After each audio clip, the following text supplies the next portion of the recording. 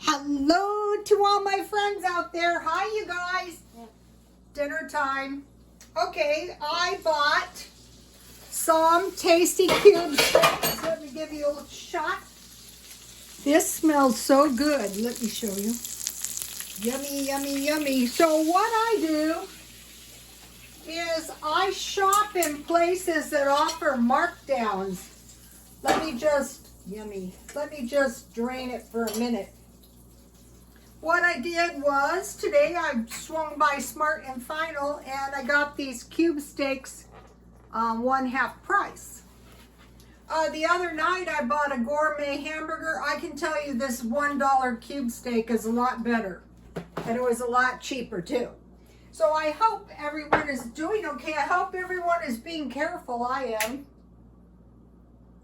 And so today I had a nice luxury. My neighbor gave me 3 homegrown grapefruit. I will squeeze them into juice and drink them. So I'm looking forward to that. And so I made some fresh brewed tea, Dollar Tree. They didn't have any today. I was looking for chamomile and peppermint and the 100 boxes, the 100 $1 boxes. They didn't have those either. I think people are kind of quietly hoarding, but I have ice and that's my tea. And so how I made my, look at this. This is good. How I made this was, I dipped my cube steak in some egg, and I put a lot of garlic, salt, and black pepper on it. And then I took a Veggie and I put flour in it, and then I shook it around and I fried it on one side, and then I fried a little bit on the other side, and then I covered it and cooked it on low for a few minutes so my cube steak would be nice and tender. So to go with my cube steak, I want to mix, I have some celery hearts and some carrots, so I'll make those first. Carrots, radishes, and celery go forever. So in these I sprouted these. I might sprout it, see if I can, at the other place. Someone was mentioning, oh, the comments were good, you guys. I was reading the comments. I tried to, and someone mentioned they had coyotes, and I have coyotes here, real ones, a pack of them. And so, you know, I have to be careful because there's literally coyotes back there. So I don't really want to encourage anything for coyotes to be attracted to. So I'm being careful in the backyard. And when I get the backyard going a little bit, I'll do some videos back there and show you. But I had my hands full, you know, with the move. It was kind of sudden, and it was kind of disorganized. I'm just going to have carrots and celery. I like just plain old carrots and celery. About time for me to buy a few veggies. Maybe tomorrow, we'll see. So I'm not going too far from home because we had 2 incidences here. One was a military tank plowed through the big stoplights, and the police followed. And then we had a few protests, you know, a little bit of conflict. So, you know, I'm staying close to the house until this, if and when this blows over. It might not blow over for a while. So I'm going to make a tasty, I think I need a bigger bowl, a tasty little batch of potato salad to go with my cube steak and my veggies. So I'm having potatoes because I bought these potatoes 25 cents a pound. And so I have a lot of potatoes that I need to eat up. So I'm just going to cut my potatoes up. And this is going to make enough for a couple days probably. This is one of those things that's good left over.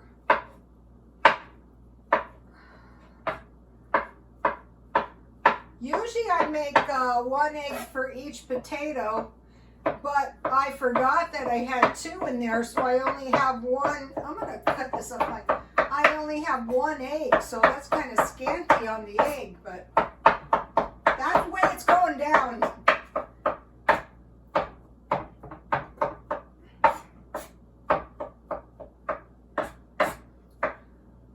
So welcome to all the new followers. And on my channel, the followers leave comments, and there were some awesome comments today, like the one about the coyotes in my case. We have a lot of wildlife. One time I was going to my dentist, and a fox ran across the road, and one of my co-workers said she spotted a wolf, and one of my teachers said he spotted a puma. Usually though, exotic animals, that's a bad sign, like a cartel. Like if somebody turns a puma loose on you, you probably want to vacate. So then, you know, I didn't want to bother with any onions, so I'm just going to use some green chives that I have. So back to the comments. Okay, one of the comments, which was a really great comment, was, well, if you're not a believer in reincarnation, why do you watch the reincarnation videos? Well, what happened was, I don't know, it was a few months ago. I think I'm going to need more minis. I was watching these life coach people, and they gave me a bunch of good suggestions, like listen to music from when you were young, and it'll put you in a really good mood. And if you read 30 books, that's like a master's degree. So I thought, no problem. I'll listen to 30 audio books. And so I've been listening to audio books. And one of the audiobooks I came across was, where is that? To give you the exact one. The Secret Doctrine by Madame Blavatsky. And so I went to try and listen to it, and it was very confusing in the, you know, the beginning was the preface. So I thought, let me see if I can find some videos, you know, that kind of explain this, because it's a pretty well-known, let's see, okay, I have dill, that will be good. Well-known book, and I found some, and so it's very interesting. And one of the things that one of the men said was, when you try to read this, you cannot just like read it like a novel. You have to read a portion of it, and you have to think about it, and then you go on. So I had taken a lot of science, was very similar, and they said, don't think you're just going to sit down, read this like a novel, and you've got it. You're going to think, I've got it, and you're going to, you know, go in to take your test, and you're going to flunk your test. And so the teacher said, well, why do you think I'm telling you this? Because that's exactly what I did. So, you know, I went to read it, and I thought, yeah, okay, I got this. Well, then when I went to work through the problem sets without actually thinking about it or doing any of the work, you know, the worst happened. And I didn't do it 1 or 2 times. I did it quite a bit, because I was always convinced that I knew the stuff when I didn't. So, because of that one suggestion, I started doing that. And so that's why I was thinking about the reincarnation. So about, I don't know, what was it? A week ago? Well, it was around Christmas because my Christmas tree was still up. Ooh, this looks good, you guys, and it's easy. And it makes a lot. This is one of the things, I'm going to be making some stuff with the potatoes. So, in the reincarnation, they say everything you do is going to cause a result in your next life. But I was thinking about that, and I thought, well, everything you do is going to affect this life. Everything. Because that has been my experience in life.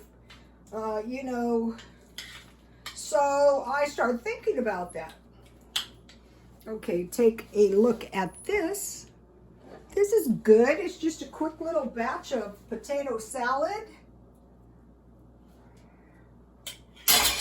And then I have a few veggies. So this is a really easy meal. And I could put some salad dressing. I like to put salad dressing on my veggies. So here is my dinner. Well, this way is better. So that was a good comment. So the reason I'm looking into Madame Blavatsky is because it was difficult to understand, and I thought, it's only difficult because you don't know what you're doing, which is true. And so this thing about, you know, when I was thinking about it, everything we do affects the future is really, really true. You know, another thing about occultism is it's like hidden knowledge, and most Christians don't really go for that. But I'm not a person who goes, you're going to read that and you're going to go to hell. No, you're only going to go to hell if what you do today is bad, and, you know, then you're going to go to hell. So I was thinking about this, and this kind of thinking could really affect your entire life, such as, what about buying stuff on Markdown? That's going to save you 50%. I bought this for 25 cents and this for 25 cents. So I can eat this in my car, you know, when I'm doing the car living. So someone said, well, on the comments, and thank you for the comment, because this is a good point. Why do you say you're living in your car? You know, you're not living in your car. Well, I am living in my car half of the time. All during the day, from the time I get up until it's nighttime. Then I come home, and then someone said, well, why do you want to live in your car when you have a perfectly real nice house? And I thought, that is true, and it's for the exact same reason that I'm living in my car during the day. So I have a really nice house, and at the same time, I can live in my car, I can be outside, and I'm not stuck in the house all day.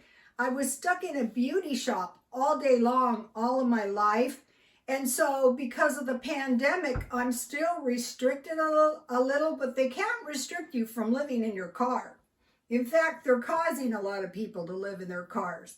So since I've been living in my car half of the day, you know, if you think about it, if you were living in your car, most of the living of your car would be during the day. During the night, you'd be sleeping in your car.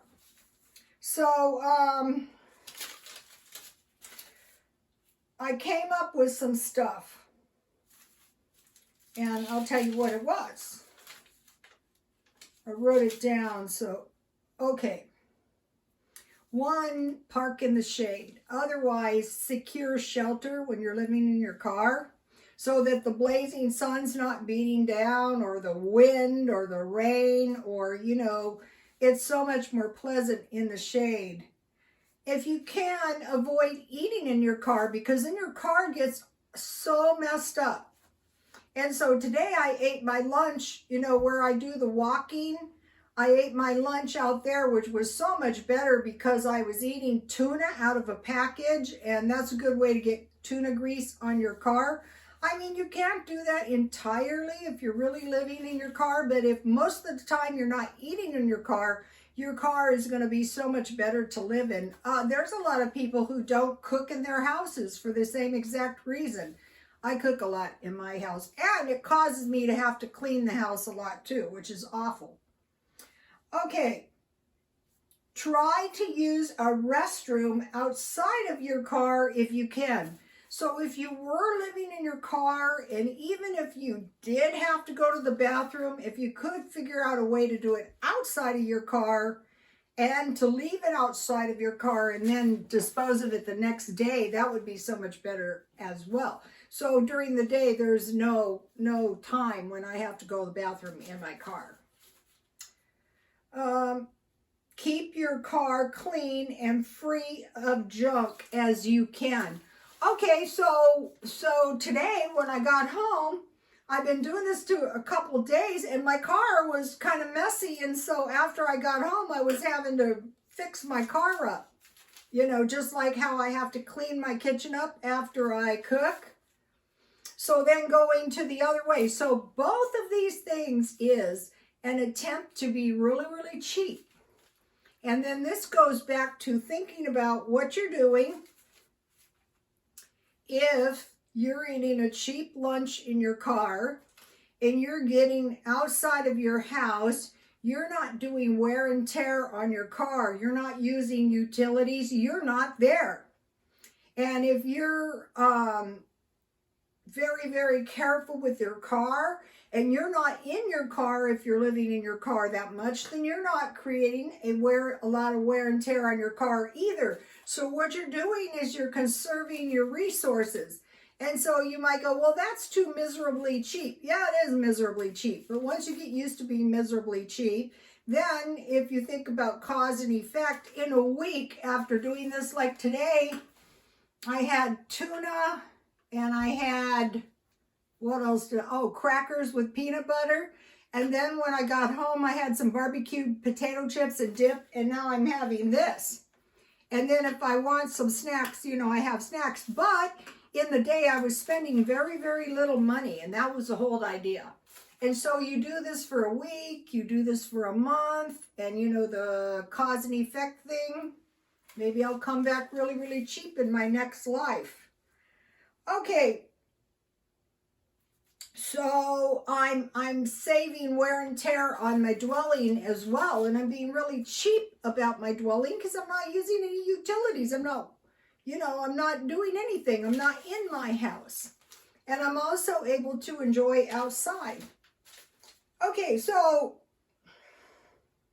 the reason I can't be more fluid in my car life is because of the riots. You know, I'm staying pretty close to the house until this is over. So let me see if there was anything else. So that was a few responses to the comments, and thank you very much for the comments. I wanted to mention in the Secret Doctrine, there's a book, ISIS. It's called what? It is called ISIS Unveiled, Master Key to Mysteries. So this stuff has endured since 1877 by Blavatsky. So just before Christmas, in front of my Christmas tree, I was going over the judgments, and I want to talk to you about 3 judgments. You go, those are not judgments. Well, maybe, maybe not. Okay, in the Exodus from Egypt, Isis, goddess of medicine, caused a curse. Isis, goddess of medicine and peace, and it was boils and sores on the people. Okay, some people have predicted that this COVID may evolve into boils and sores, so we'll be watching that. The best thing is try to avoid at all costs picking it up.